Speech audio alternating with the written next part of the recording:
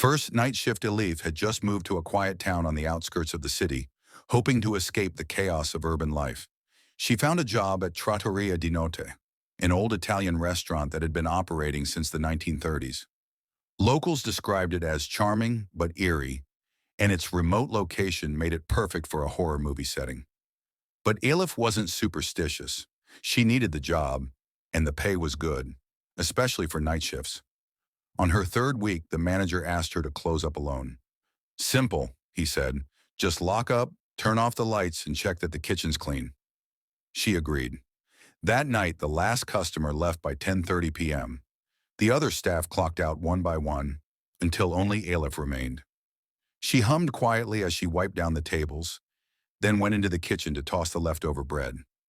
As she passed the walk-in freezer, she noticed something strange. A low whisper, almost like a sigh, coming from inside. She froze.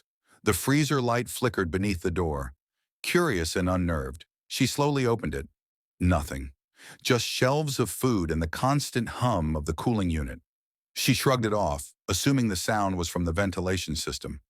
At 11:15, she turned off the dining room lights and headed for the exit.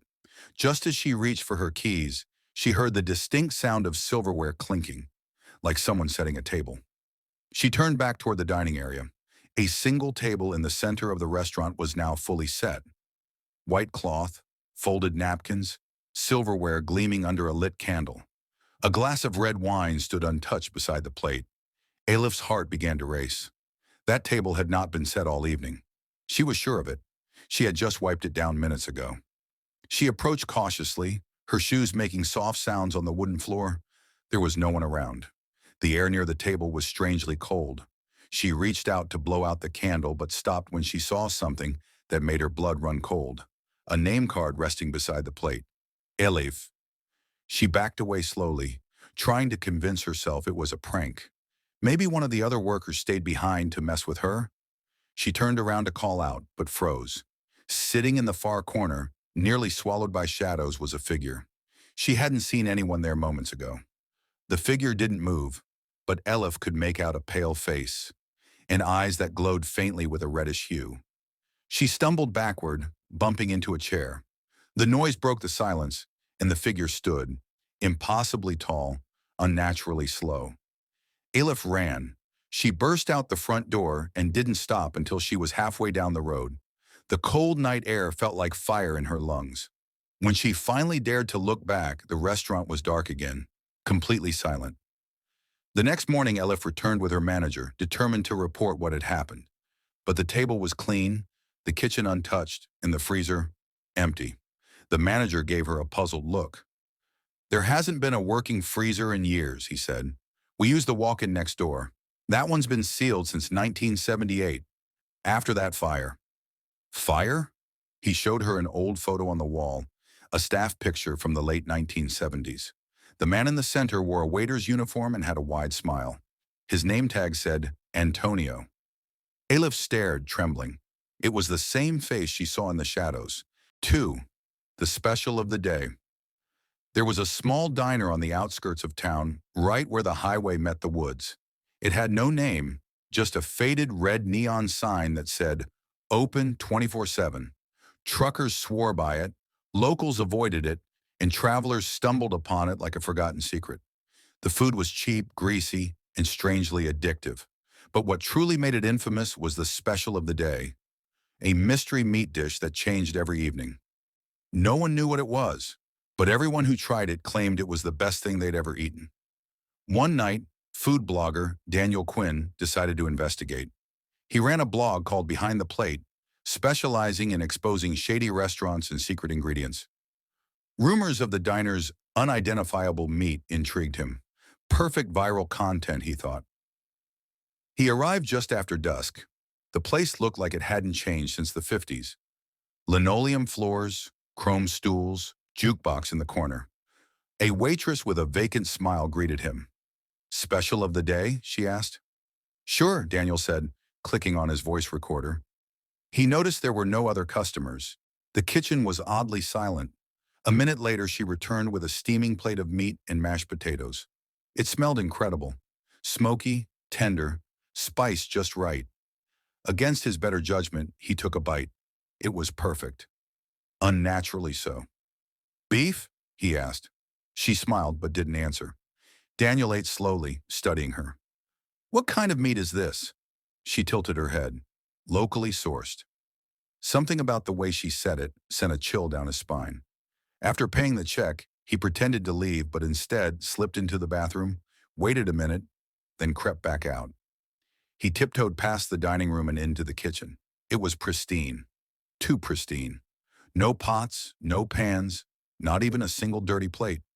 Then he saw a steel door at the back, unmarked. He tried the handle, locked.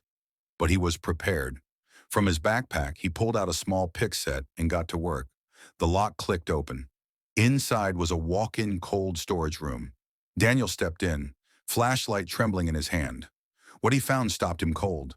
There were no slabs of beef, no sides of pork, just boxes, plastic tubs filled with personal items, wallets, jewelry, phones, a backpack identical to his own. In one corner sat a blood-stained apron. On the shelf above it, a name tag, Rebecca, blogger. His breath caught. He reached for his phone, but it slipped from his hand, landing with a loud clatter. The sound echoed. He spun around. The waitress stood in the doorway, still smiling, but this time, the smile stretched wider than humanly possible. We love when food critics stop by, she said sweetly. You're always so flavorful. Daniel ran, pushing past her, nearly slipping on the greasy floor. He burst out of the diner and into the dark woods, not even bothering with his car. He didn't stop running until morning. The next day, police visited the diner, but found nothing. No waitress, no cold room, no wallets, no blood. The place was cleaned out, abandoned, as if it had never been open. That evening, a new sign lit up in a town 200 miles away. It just said, "Open 24/7" in flickering red letters. Inside, a smiling waitress greeted a new customer. Special of the day? She asked. Third, table for none. Claire and Jacob had been driving for hours through winding countryside roads. Their romantic weekend had taken a wrong turn. Literally, with a dead GPS and the sun slipping below the horizon, they found themselves lost, trees pressing in from both sides. Then they saw it, a restaurant atop a hill. Old ivy-covered stone walls, warm light glowing through curtained windows, and a wooden sign swinging in the breeze, the hollow hearth. I don't remember seeing this on the map, Jacob said.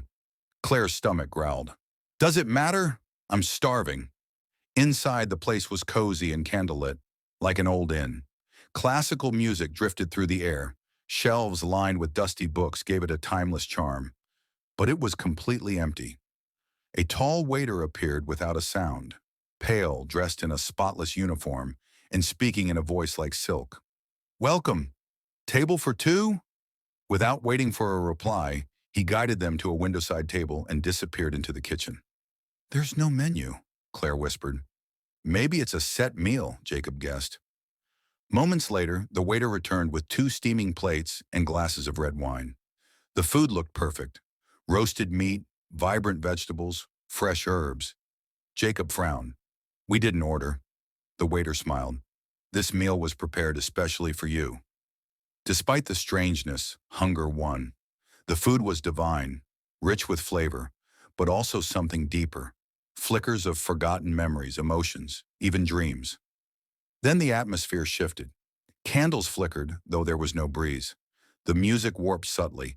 Claire glanced at the mirror behind the bar and froze. Jacob, look. The reflection showed a different room. Darker. Rotten. The windows were boarded, the walls cracked with mold.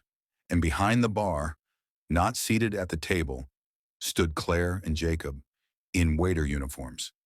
Jacob's voice shook. We need to leave. Now. They stood, but the entrance was gone. Where the door had been, there was only a cracked, ivy-covered wall. Windows were bricked over. The music had stopped. Whispers slithered through the air, just out of sight. The waiter reappeared, his skin now gray, his eyes sunken. You've finished your meal, he said softly. Now it's time to serve. He held out two name tags. Claire, server Jacob, server. Their clothes began to change. Fabric twisting into black and white uniforms. Sleeves stiffened. Color drained from their bodies. Claire screamed. Jacob threw a chair at the mirror. It shattered. Behind the glass stood dozens of hollow-eyed servers, motionless, watching. Then, darkness. The next day, their car was found abandoned at the base of the hill. No restaurant, just ruins choked by vines. But on stormy nights, some travelers still see a warm light flickering on the hill. If you're offered a table, make sure you don't plan to leave.